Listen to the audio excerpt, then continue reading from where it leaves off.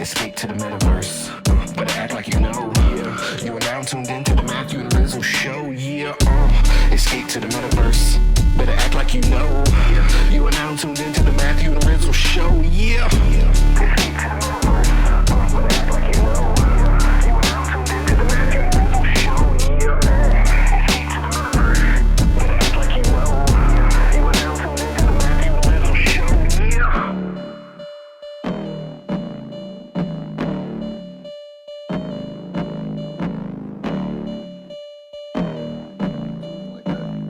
Yeah, I had no idea. Like, and my wife's not here, so I was like, "Fuck, what am I gonna do here?"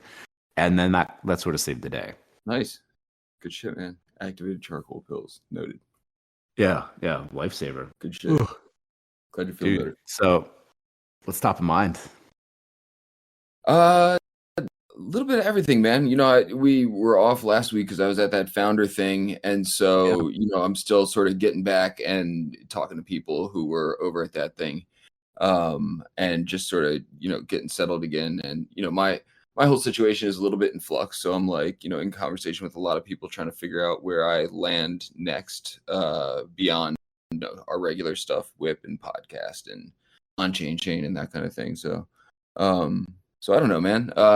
But we can pivot if you got something that you've been diving into. I mean, I feel like we've been talking about the WIP like every week, but it's hard not to, man. I feel like it's been popping off lately too. So the WIP has been gaining energy over the past like 2 months in particular. But I think what you did down in Austin with Founder, and they're focused on storytelling for the whole space, not necessarily focusing on like NFTs or crypto, but like the whole space is. I think that's pretty indicative of where a lot of people are going, probably want to go, need to go. So if you want to like unpack everything that went on down in Austin and like intro Founder for folks, I think that would probably open up some avenues for us to chat about. Yeah. Can definitely do that. Hang on, man. I'm trying to pull up this dude's Twitter handle, who I've been in conversation with since then. It's just a great dude. Are we recording? Probably. Yeah. Okay, here we go. Yeah, dude. So the founder event is like something very different than a lot of the stuff that I've been involved in. But to make a long story short, these are people from ChangeDAO. We've mentioned them on the podcast before. Kelsey, who I've known for a long time in the space, met her at NFT NYC. We actually had breakfast along with Trizlet. So Trizlet knows her as well and is good people's. And her and David all started ChangeDAO and got Brinkman involved and myself involved. And we sold some art and it went to a great cause called Upbring. Anyway, so the same people are behind Founder, which is basically an attempt to get the true creators and builders of Web3, their stories in front of a lot of the people who make decisions, like political decisions and citywide decisions and any type of real world decisions based on Web3, with the thought that a lot of the public perception of what we do and what's going on here is the stuff that we all know of, a bunch of the scams and grifters and, big money projects, rugging people and everything. And so, his thought is, and Founder's thought is to sort of change the narrative by presenting people with, real world stories and examples of people who are doing awesome stuff with the technology. And so trying to push that narrative to the forefront. And, so I've known them for a while and was loosely helping out with them plan this event in Austin to sort of try and have a first attempt at showcasing this in public, right? So they had a bunch of people from the city of Austin there, and they had the charity that Kelsey's involved with, Upbring, that does a lot for child welfare in the state of Texas, and specifically Austin. And so pulled off this event and gave the audience 3 tasks revolving around child welfare to sort of like hack on and brainstorm on.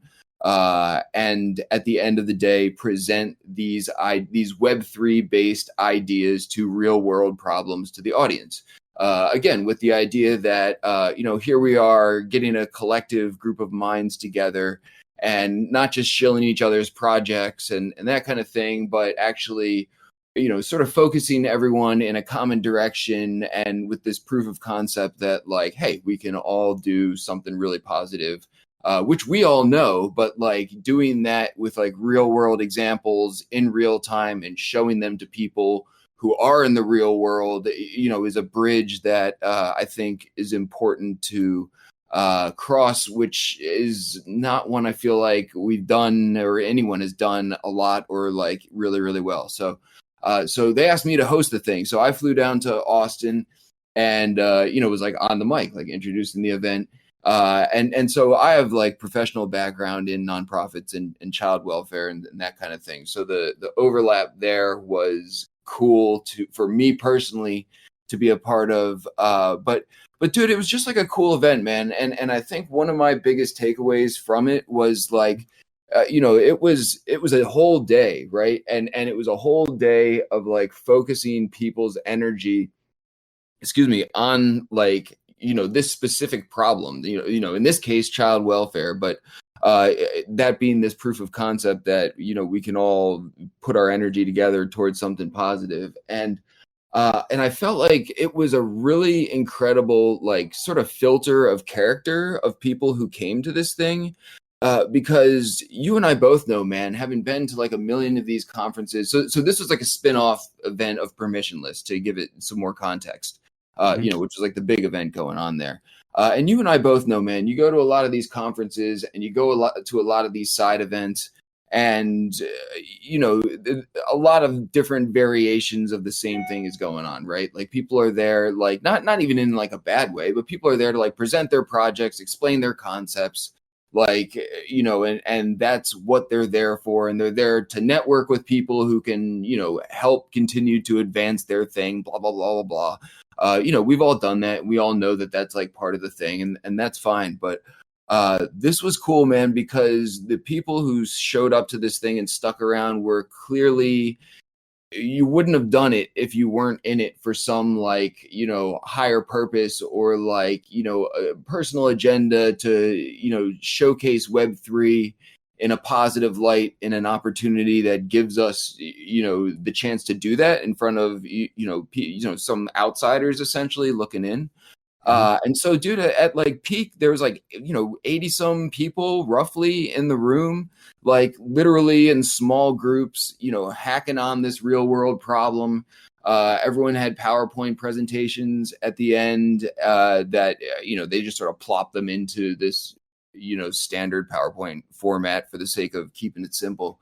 And dude, it was good, man. It was a lot of like, real interesting thought that went into it. It wasn't a bunch of like, just throwing shit coins at the project. Like, people were talking about using existing examples and forking different concepts that have been proven successful elsewhere. And then we got to hear from some people who, had some experience in this overlap of like trying to bridge this gap and, some of their personal stories in Web3 and everything. And it was good, man. I and then I spent the day afterwards bullshitting and fucking around with everybody at like the side events, which was good. And honestly, like important because I feel like, it was like a nice, like common thread, with all those people there. And a lot of those people in the side events, ran into each other and gravitated towards each other. And like felt like, we were all, sort of connected in some way, like through this event. And it was just like a really cool thing to be part of, man. I met this dude who I already had a call with him like early this week, and I was trying to pull up his Twitter handle so I don't butcher it. It's Ray Buckman.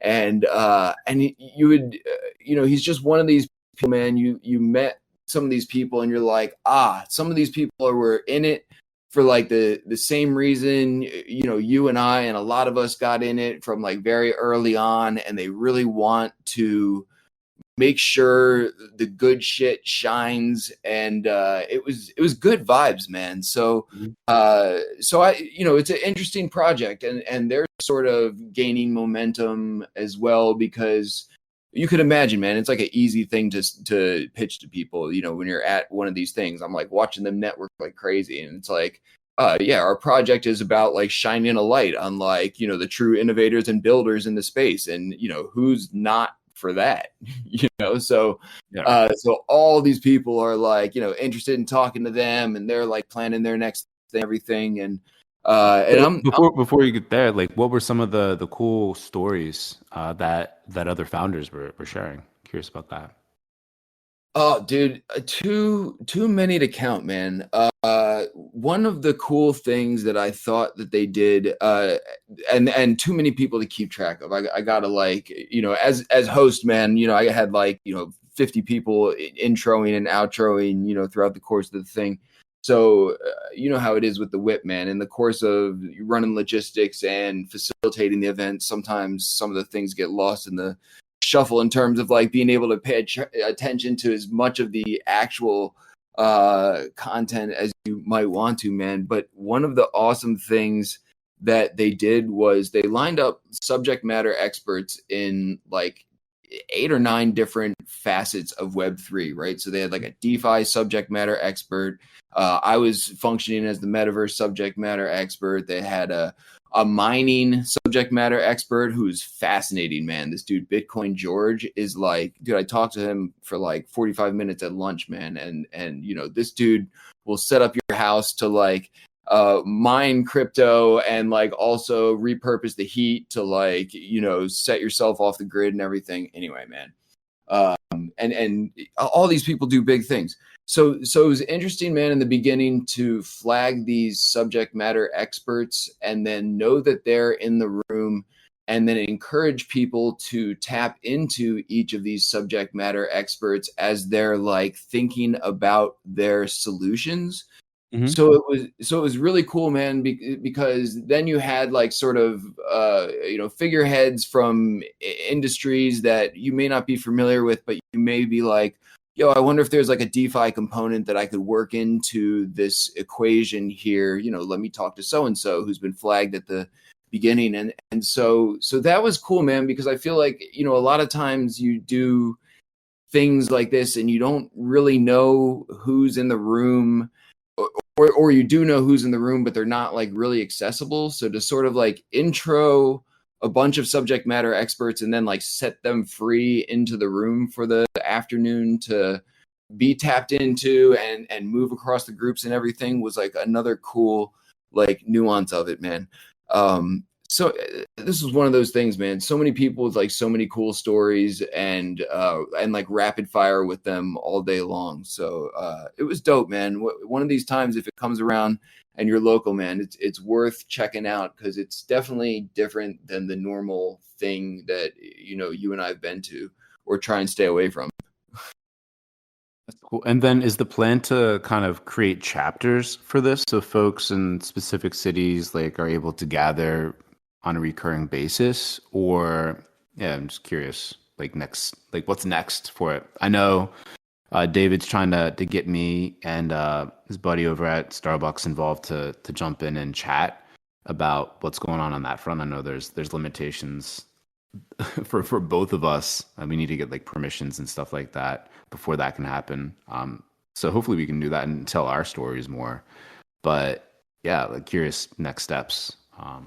Yeah, dude, I'm not on the inner enough to know exactly what the roadmap is. I got the impression that when I was down there that they were, sort of using this as a proof of concept and also as like a launch pad. DC was in the talks, but don't like quote me on that officially. But I know they're lining up their next things, and I know they're trying to assemble a crew of big brains to sort of contribute here and there. So if people are interested, you could probably slide into David's DMs. But I'll tell you what, man, David's like a really interesting dude. And I got to know David really well because I was with him in like a little Airbnb for, 2.5 days straight. So I had like 72 hours straight of David, and I know enough about him. And I wouldn't have like, put myself in, a potential situation to get murdered by some dude I don't know if I didn't, have some trust going into the situation. So I knew David going in, man, but, in talking with him and being around him, on the clock at the event and off the clock and getting coffee in the morning and, all this stuff, I'm like, this dude has done some really interesting and big things and is very, very motivated to execute this concept, in terms of, bridging this gap between the people who are, making the rules and calling the shots and their sort of lack of knowledge of what Web3 is and how it functions and what great potential there is if you, know the real stories and everything. So whether it's like whatever the roadmap is or whether, it's, in flux in terms of what sort of momentum comes out of this thing, I can't really tell you. I haven't been in contact with them like that, but I do know that this dude is driven, man, and he's like all in on this and doesn't seem to be doing or thinking about much else like at all. So I like that personally, man, because him and I, he was like a former speechwriter for the Senate and was like deep into the DC Beltway and everything. And like him and I are like very different people in a lot of ways, but also very similar in the sense that like you can tell when this dude gets like really obsessed with something and motivated about something, he's not gonna like quit until he gets it to a point where he's happy with it and it's doing its thing. And not saying that he's like looking to quit or anything like that, but saying that to say like you can tell, I get the sense from his character that he really believes in this and wants to see it to fruition and is gonna do whatever it takes to get it there. So I dug that, man. I like people who sort of function like that and live and breathe the project that they're involved in. Yeah, no, the energy from David is so amazing, right? Doing so much like this what Founder is right now, and already with multiple events under his belt. It went from like idea to reality in just a couple of months. The dude is fucking animal. And the focus on the stories, and not just stories, but then trying to push the hackaroo format when he brings all these amazing people together to have like a more lightweight way to kind of ideate together and see if there's any other cool ideas to collaborate on. Like both of those angles are just everything that we need right now. Just highlighting the speed of the space and then also the amazing stories that emanate out of it. So that's It's awesome. so funny, man. This is like a funny like side story out of this. So like it's talking about the speed at which he moved with this and the space moves and that kind of thing. And so stuff happens all the time, man. And a lot of things like people have ideas and they're like, what if we do this? And you're just like, yeah, of course. Like who knows if that's actually going to happen? And so certain people and certain projects and whatever approach me and they're like, yeah, we want to do this thing, and I just say yes. And then like sometimes it happens, sometimes it doesn't, and sometimes I say yes to things and I'm like, there's no way this is going to happen, but I'm down if it does. And he's like, yeah, we're going to do this thing in Austin next month or whatever. If we can figure it out, will you come down to host it? And, I was just like, yeah, sure, man. And in the back of my head, I'm like, dude, this is like a lot of shit to throw together, man. Like, I know, he's got, connections and he's done this before and blah, blah, blah. But I'm like, thinking to myself, like, Rizzle Fest took a long fucking time to plan. And this isn't that, but like, this is like a, not a simple thing to throw together. And so I was just like, yeah, man, sure. I'm down. And not like, saying that, to blow him off or anything. I genuinely meant it from the beginning, but in the back of my head, I'm like, we'll see if this happens, or if this is one of these things like, yeah, we tried to get it together in a month, but it's just going to take longer than expected. We're going to bump it back by a couple months. And then, from there, who knows? like, yes, I'm down, whatever. But then it happened, man. And then I'm like, okay, shit, I'm like coming to Austin in a week. And then, just sort of rolled out dude, I got out of the plane at like 11:30 and hopped on the mic, or set to hop on the mic at noon. So I got there with like 5 minutes to spare, and the event started a little bit late. So I, got a chance to get a bottle of water or whatever. But to go from that to that, and then like have 80 people like up in the room all day taking the thing very seriously. I'm like, wow, man, that's like an impressive thing to throw together on such short notice, and not have it suck, man. Like, they had free pizza and beer, and so I'm like, how some of these things go too. Pizza and beer, all right, I'll go grab some of that, and then like, the next side event's like, 10 blocks away, we'll just walk. But people stuck around, man, and enjoyed the pizza and beer and stuff. But it was a lot to throw together in a short amount of time, and like, I just said yes and somehow ended up doing it, and no regrets, man. I can't believe you got there with like such little time to spare, but like, Jesus, the airport must be like really convenient actually to make it there with such a short timeline. Dude, the last conference, it's like a conference hosting thing, man. The only other one of these I've done was the Polygonal Minds one, which I believe is still up and coming, NFT Crossroads. But I had this like crazy airport situation where I hadn't renewed my passport because of COVID. So I had to like get an emergency passport and like time the plane to like get over there within like 12 hours of the thing, because you could only book an emergency passport. Anyway, man, it's a hosting conference adventure every time. Yeah. And just thinking about like the IRL logistics for event planning, that's crazy. Like we do it every week for the WIP, but that's and it's like a lot of work for sure, but it's also very different. Like you don't have all these other IRL considerations and contingencies. It's really all on us to get things up and running versus the IRL side of things. So that's also super impressive. Yeah, dude, it makes you realize people are like so much more difficult to deal with in real life than it is like in the metaverse. Like metaverse event plan, people are hungry. You got to figure out where the bathrooms are and like, all these things. Yeah, no, 100.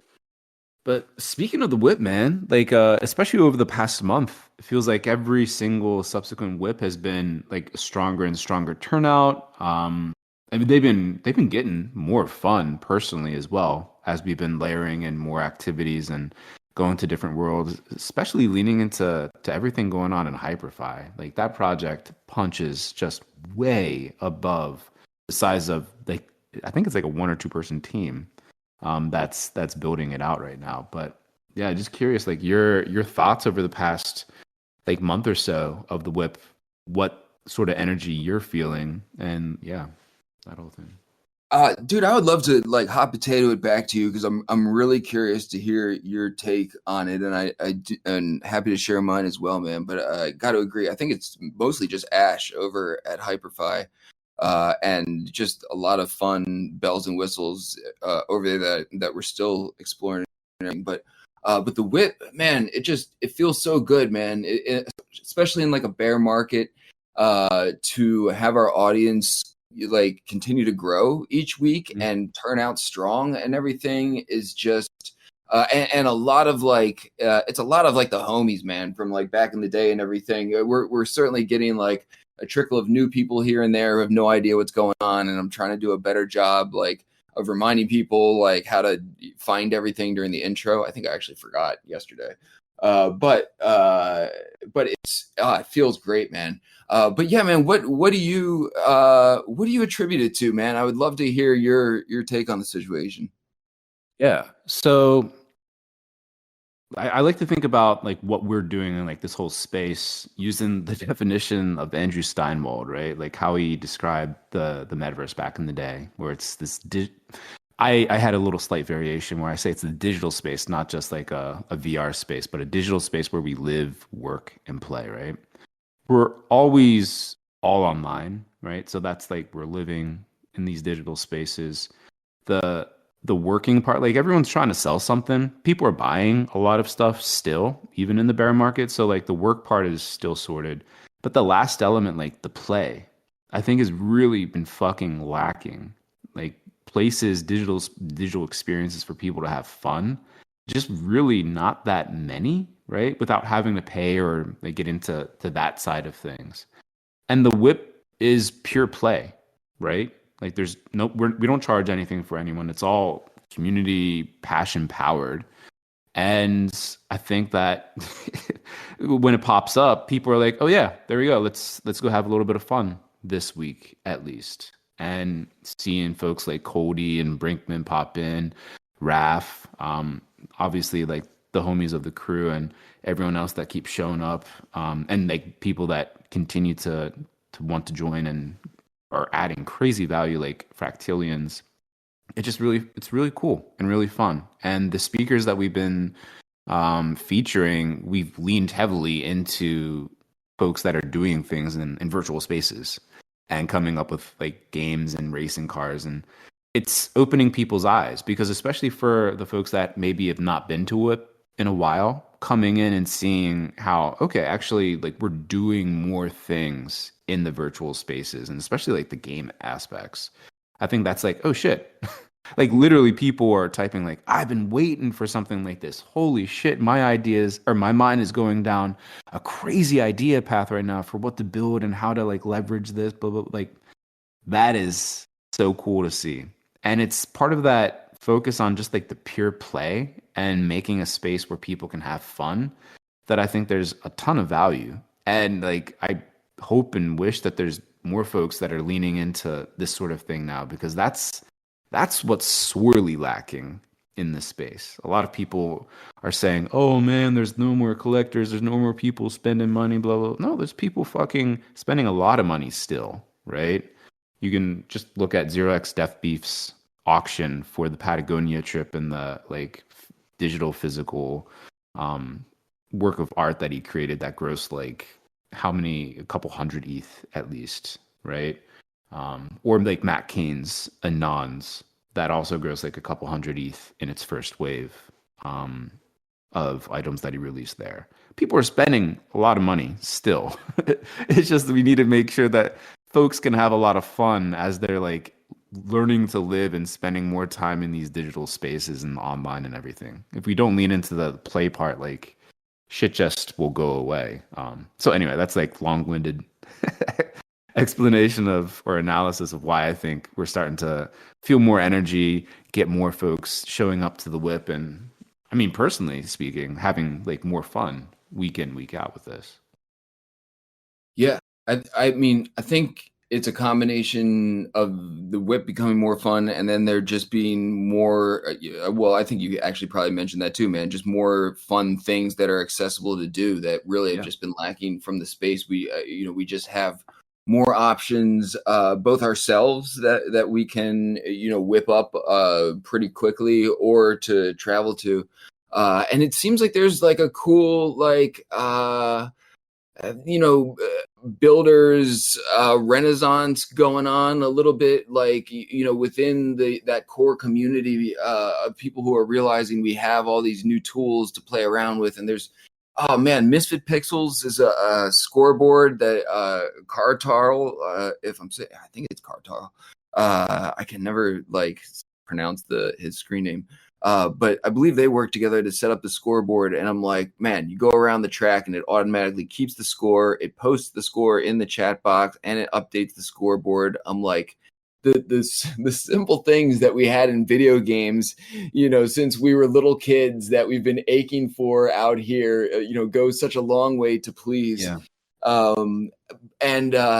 Yeah, man. And it's always like so fun to just bring one of these crowds like that. The feeling never gets old, man. Bananakin mentioned it. Point Shark mentioned it. Coldy mentioned it. We visit these places and, a lot of these builders have put a lot of time and effort into building these places and building these experiences. And we bring a bunch of people in there and they're just like, oh, it's so cool to see so many people in here, like running around on this place. And, are just blown away by everybody turning out, and I think there's a lot more to appreciate now than there ever has been, because there's this like sort of mini renaissance going on, like using all these incredible, tools that people have at their disposal now. And yeah, man, and I don't think you have to be the friction isn't so high that even if you really don't understand any of this, if you can manage to just click through to some of these worlds, you can experience some of this stuff. And you had that early on with CryptoVoxels, but CryptoVoxels was so rough and foreign to anyone outside of the space in the early days that I think it lost out on some of that, like stuff like Bananakin's parcel has, where you jump in there and you're just like in this crazy new dimension. You don't have to know shit about crypto. Yeah, the toolkit that people are able to use to build these experiences, it's so much more accessible. They can do so much more now. So I'm sort of excited for a low key, like, I don't want to say renaissance, but just a reawakening, probably a better way, of what's possible in these like virtual digital spaces. Because if you're making digital art, like, these are the spaces where you want to feature it. Like, it's weird, it's wild, it's as big or small as you want to make it. And bringing people in there, like, you don't need to fly people around the world to come see what you built. It's a click away. And as long as you focus on like the fun part, people are going to come, right? And you can leverage like folks like us, like the WIP, that will help drive traffic over to whatever you want to do, right? It feels like a brand new world, actually. Everything that we've been kind of like struggling for, working for, waiting for, seems to actually be coalescing right now. Yeah. And if you have friends that do anything with like 3D graphic asset builds or anything like that are like vaguely familiar with any of these new standards for how to create like 3D VRMs, or like if you know a little bit about game design, like what's fun there, like the tools that you can use to make like real legit engaging fun experiences that people want to like do over and over together, especially with other folks concurrently. Like, woo, like shit's about to get fun, it feels like. Yeah. Were you remember that Flux event that Meta guys put together like really early on in Mozilla Hubs? Were you in that? Oh my that God, yeah, dude. So dude, I feel like that was what yesterday felt like in Bananakin's spot, and that was like back in the day. I want to say maybe even like 3 years ago now or whatever. And we went into Mozilla Hubs, and you can get, at least at that time, I was in my early VR headset, and I think you could get in on browser as well. But it was, I think, one of the first times I had seen someone pull in like a digital file and blow it up to the scale where, we could all sort of like walk inside of it and crawl around on it and everything. And Metageist was like, familiar with it at this point, but I think I had just gotten my headset and was like, really keen on exploring what you could do with it and everything. I was just so like blown away about that whole thing. And yesterday I'm like, dude, that there's that giant fucking Bananakin, sculpture or whatever, chomping at people on the side when you walk in and everything. And I'm like, dude, that was this basically, right? But I, knowing what you can do now with the tech, man, I'm like, Bananakin just drag that thing in, like not minimizing how awesome it is. Like he had to make it and everything, but like, the barrier to like seeing something like that and encountering something like that, like back in the day, was just like so great. And we needed like a tour guide and like, to find someone who was doing it so we could experience it and everything. And I'm like, dude, the tech is there. You can just like, if you got something like that, you can just drag it in and blow it up as big as you want. We could all crawl into it like, 20 seconds later, which is just like insanity. So yeah, man, I feel like things are escalating quickly, and it's so cool and fun, man, to just be right there, like on the cutting edge. And I like, I feel like I say this to people, and it probably like doesn't hold the weight that it actually does like in real life. But I'm like, dude, we're like right there. Like there are a lot of like cutting edges in tech, but like in terms of like this cutting edge, I'm like, we're right there, which is fucking fascinating. It is, man. And the amount of like metaverse photography that people like, and photographs that people are taking, that's also like an interesting signal, right? There's way more opportunities for like cool, crazy looking things in world to Hmm. kind of like snapshot. Um, sort Say of like more a about what segue you've to, noticed, man. I've noticed this as well. But say more about what you've noticed. That's interesting that you bring that up.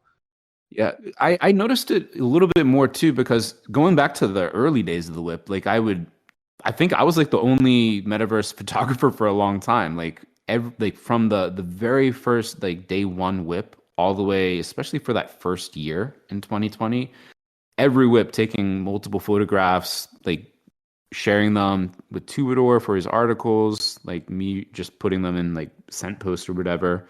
But I've been going back through that archive and using ZeroOne actually to kind of just like mint that work and like share it in a fun, lightweight way that people actually collect it, which is wild to me that people are actually collecting it. But as I'm going back through these old photos, it's like, holy shit. Like you see the names, like usernames above everyone's head, like all legends, all fucking legends. And but you capture the moment where people actually were and like seeing what they were doing or like the jumping courses that we had done back in the day, like the video that Paradox has from all those events and like you see yourself literally, right? But then everything around there and it's fascinating to track the progress and every different week seeing someone new or having like the new background it's something special, man. And for more people to just like screenshot share like tweet that's everything because that's how people take notice and people are like what the fuck is this weirdness going on in this crazy looking world with all these like cardboard cutouts and like cyberbroker mechs and like these crazy fucking avatars, right? That's what is needed to help attract that new wave of interest for people to hop in and vibe out and actually understand that like these are real experiences, these are real memories that are like people are literally recording by snapshotting. I think it's been fascinating. But yeah, curious like your take on seeing like more of the metaverse photography pop up. Oh, dude. Yeah, man. I'm just thinking of like I think I actually scooped one of yours and am sad that I missed other ones, man. So much art with like popping up on ZeroOne. I've seen other people metaverse photography pop up there as well and also get scooped up. Shout out Aaron Huey, who's like doing that earlier on as well, and Yeah. has always posted a lot of like metaverse photography and everything. But dude, it's cool.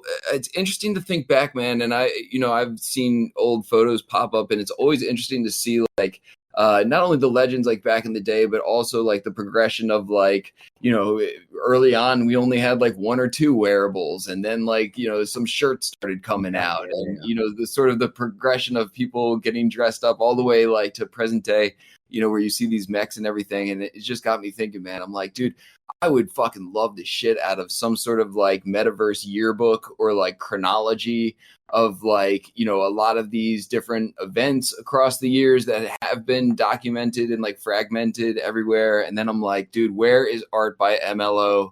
Like, does that dude need a new project? Because like, I feel like he's sort of he had that historian project going on for like a long time, and we need someone to take this on because there is so much out there, man. And like and this was always sort of like my beef with like manufactured metaverse lore in general.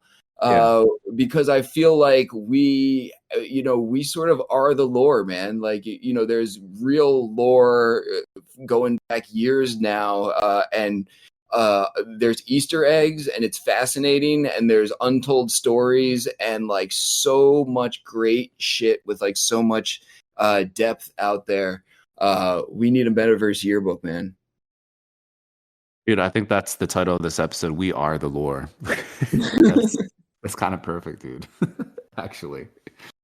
Yeah, I think that's a perfect place to wrap up on. Like metaverse yearbook idea has my gears spinning. Jesus Christ, dude. That's awesome. Yeah. People can't really take it from us because we have almost all the content from back in the day. No, seriously. I mean, between like, you know, our crew collectively and everything, we have a lot of the early content. Yeah. Yeah, man.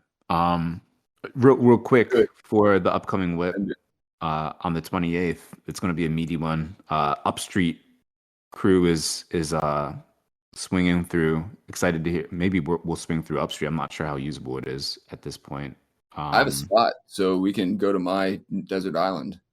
Yeah, I'm curious to kick the tires on that. We have Shaz1 on the lineup, and then Metageist is swinging through. He's a huge airdrop for his existing collectors and a fun open edition for folks to scoop up that day. So yeah, it's gonna be a another fun whip, like back to back to back, like another one. And so it goes, man. We must do the fun things, dude. And actually, I've had some inbound that I think I've been telling you about. We've got like some fun stuff coming up after this week too. So, man, it's so cool. A lot of this involves, you know, people we know. Again, man, pushing the bleeding edge and doing awesome new stuff. And then it's like, well, this makes it easy for us. You got something awesome for us to like come hang out and do. Wonderful. We'll see you next week. Oh yeah, man. Cool. Let's wrap it up here. Chat next week then. All right. Later.